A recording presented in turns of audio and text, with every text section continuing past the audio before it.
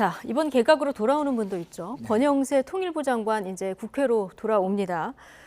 당 복귀에 굉장히 강력히 그 희망을 했다 이렇게 전해지고 있는데 지금 용산 하면은 이태원 참사가 있었고 박희영 용산구청장 문제도 네. 지금 계속 거론이 되는 상황이에요.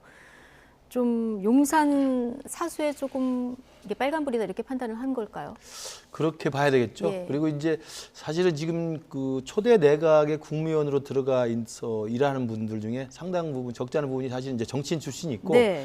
내년 총선을 앞두고 이제 사실은 모든 자원을 총동원해야 되는데 지금 내각에 들어가 있는 분들도 굉장히 소중한 자원이고 나름대로 또 우리 당에서는 연륜과 경험이 있으신 분들이기 때문에 그분들도 어떻게든 다시 복귀를 해서 전체적인 총 역량을 동원해야 된다고 생각을 합니다. 이제 그런 관점에서 이제 첫 번째로 돌아오신 분이 권영세 통일부 예. 장관인데요. 근데 이제 이것은 대통령이 임명을 해서 장관을 하고 있기 때문에 대통령과 상의해서 대통령의 허락이 떨어져야만 돌아올 수 있는 겁니다. 아마 그런 면에서 대통령도 고민을 지금 하고 있을 거라고 보고요. 예. 아마도 여름 지나고 가을 지나면 내년 총선이 임박해 오면서 우리 당의 모든 자원들을 총동원해서 수도권 승리를 견인할 수 있는 그런 아마 전략적인 디자인 하에서 배치가 될 것으로 보이고요. 그 첫 번째 아마 상징적 의미로 권영세 장관이 돌아왔다고 보고 아시는 것처럼 권영세 장관은 굉장히 합리적이고 그다음에 점잖은 분이고 중간에 어떤 균형점을 가질 수 있는 그런 분의 성격의 소유자입니다. 특히 지금 우리 당에서 초기 핵관 논쟁이 있을 때도 사실상 핵관이면서도 핵관과 다른 또 그런 예. 균형적인 감각을 가지신 분이기 때문에 저는 권영세 장관이 돌아와서 뭐 당장 뭐 김기현 대표 체제가 있기 때문에 네. 뭐 대안이 되는 건 아니겠습니다만 조금 더 당의 어떤 균형감을 잡아주고 당에 좀 안정감을 주면서 내년 총선을 대비할 수 있는 중요한 아마 보완제로서의 역할을 기대해 봐도 좋을 것 같습니다. 보완제가 될 것이냐 대체제가 될 것이냐 뭐 여러 가지 분석들이 나오고 있는데요. 어떻습니까? 실세 권영세 장관이 당연히 복귀하는 거거든요. 어느 정도 그 역할을 하게 될지 당내 구도는 재편이 될지 안 될지 어떻게 전망하십니까? 일단 당을 위해서는 매우 좋은 일이다라고 저는 봅니다. 왜냐하면은 사실 아까도 얘기했지만 통일부 장관으로서는 존재감이 전혀 없었거든요. 한 일이라고는 유일하게 남북연락사무소 고소한 거 그거 하나 빼놓고는 뭐 사실 아무것도 없었다라고 보면 될 것 같고 당에서 훨씬 빛이 나실 분이에요. 예. 점잖으신 분이고 되게 인품도 훌륭하신 분이거든요. 그리고 중재 능력, 조정 능력 이런 게 있는데 지금 당장 이제 공천 갈등이 이제 뭐 딱 예견된 상황이잖아요. 예. 물갈이가 뭐 엄청 많이 될 것이다라고 했을 때 거기에서 어느 정도 막 탈당하고 막 이 난리가 벌어질 가능성이 있을 텐데 그거를 이제 좀 이게 무마하고 뭐 이런 이제 능력들이 조금 발휘되지 않을까 그렇게 보여지고 윤석열 대통령이 당에서 선배라고 부르는 사람이 두 명이 있는데 한 명이 권영세, 한 명이 김기현. 네. 두 분이거든요, 사실은. 근데 두 분이 이제 사실상 일종의 투톱 체제처럼 이제 가지 않을까 그런 생각이 들어요. 그래서 권영세 장관이 그렇다고 뭐 당장 비대위원장이 가거나 그러지는 않겠지만은 네. 그래도 김기현 뭐 조기 선대위를 구성한다든가 뭐 예. 이런 시나리오는 그런 얘기들이 나오고 그럴까요? 있죠. 나오고 있는데 왜냐하면 김기현 대표가 요즘 존재감을 드러내기 위해서 검사 공천 절대 없다. 뭐 이렇게 세게 얘기하고 있잖아요. 본인의 조금 존재감이 드러나거나 본인의 사람을 심겠다 이런 건데 용산에서는 불쾌하게 느낄 수도 있어요, 사실은. 그러니까 사실은 권영세를 보냄으로 인해서 약간의 매기 뭐 아니면 이제 좀 긴장감 불어넣고 이런 예. 다목적으로 지금 이렇게 좀 쓰이는 것 같습니다. 그래서 뭐 지켜봐야 될 텐데 공천이 어떤 식으로 이루어지느냐 그리고 용산에서 어느 정도로 이거를 세게 그립감을 가지고 개입을 하려고 하느냐에 따라서 역할이 많이 권영세 장관의 그러니까 의원의 역할이 좀 많이 바뀔 것 같습니다. 예, 좀 지켜보도록 하고요. 오늘 홍준표 대구시장이 여의도를 찾아서 이제 대구 투자 설명회 갖고 그 뒤에 기자간담회를 네. 가졌는데 뭐 여러 가지 질문도 받고 대답도 하셨더라고요.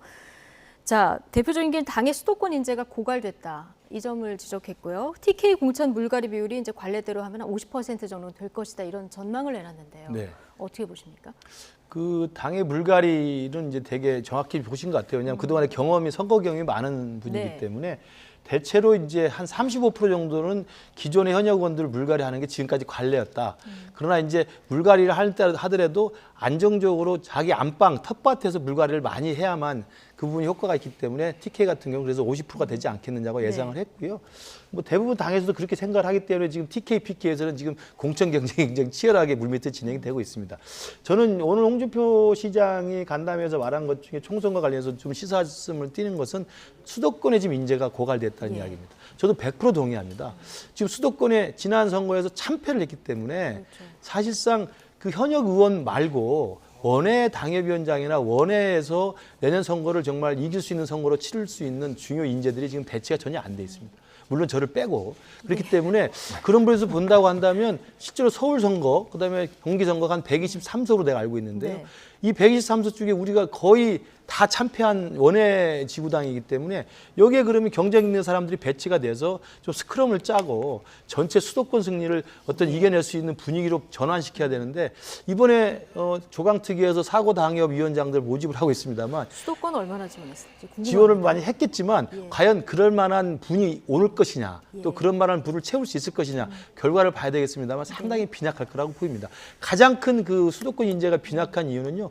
내년에도 여전히 수도권 승리가 불투명하다는 불안감입니다. 예. 그렇다면 수도권 승리를 이길 수 있다는 확신감이 들 수 있도록 하기 위해서는 대통령 지지율하고 정당 지지율이 올라가야 되고요. 네. 이 부분이 가장 우선이고 두 번째로는 수도권 승리의 가장 중요한 관건은 중도층 견인 아니겠습니까? 예. 그렇다면 우리 윤석열 정부와 우리 당이 일관되게 수도권 승리를 위해서 중도층을 겨냥하고 중도층으로 예언을 확장할 수 있는 좀 더 넓은 정치, 포용의 정치라고 하는 큰 방향으로 간다면 아마 아직 시간이 있기 때문에 수도권에서도 싸울 만한 분들이 더 모일 거라고 생각을 합니다. 지금까지는 중도층을 겨냥한 건 아직은 미진하다고 봐야 되겠죠.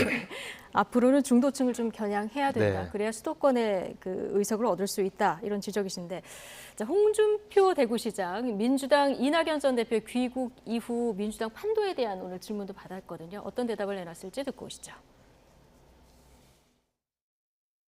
재미있죠. 재미있잖아요. 우리 당만 축소 보시면 가슴 아픈데 그쪽에도 치고받고 사니까 재밌죠. 민주당이 이재명 체제로 총선을 치를까요? 그리고 재미있다고 하는 거지. 둘이서 이제 공정이 되겠어요? 이낙연 전 대표 그 만만한 사람 아닙니다.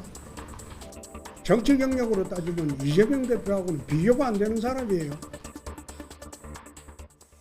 재미있게 보고 있다. 홍 시장 특유의 이제 입담인데요. 이낙연 전 대표가 만만한 사람이 아니다. 이 점을 강조하고 있어요. 그러니까 뭐, 네. 뭐 네티즌 용어로 팝콘각이다 이렇게 나는 팝콘 먹으면서 어떻게 되나 네. 지켜보겠다 이런 건데 홍준표 시장께서도 뭐 그렇게 말씀하실 만한 지금 홍준표 시장과 뭐 대구 경찰과의 갈등도 밖에서 보기에 상당히 재밌습니다. 그래서 뭐, 예. 뭐 재밌는 일이 여기저기서 많이 벌어진다 이 정도로 정리하겠습니다. 알겠습니다.